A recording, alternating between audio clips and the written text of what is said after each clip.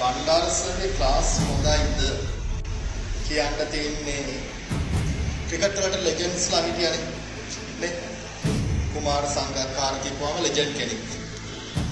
ඉතින් මට කියන්න තියෙන්නේ එහෙම ලෙජන්ඩ්ලා කලාතුරකින් ඉන්නවා. එහෙම දීවිච්ච ලෙජන්ඩ් කෙනෙක් තමයි බණ්ඩාරසර් කියලා කියන්නේ. හරි. ගෝලියෝ සෑහෙන ප්‍රමාණයක් ඉන්නවා. ඒක යුනික් ඈ. ආයෙත් වැඩක් කතා කරලා අනිත් ඒවාත් එක්ක සංසන්දනය කරලා වැඩක් නැහැ. මොකද අපි කියන්නේ ඒක ලෙජන්ඩ් එකක්.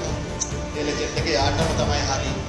ඉතින් මට කියන්න තියෙන්නේ මේ සර්ලා සංසන්දනය කරන්න බෑ වෙන මොන්සර්ලත් එක්ක.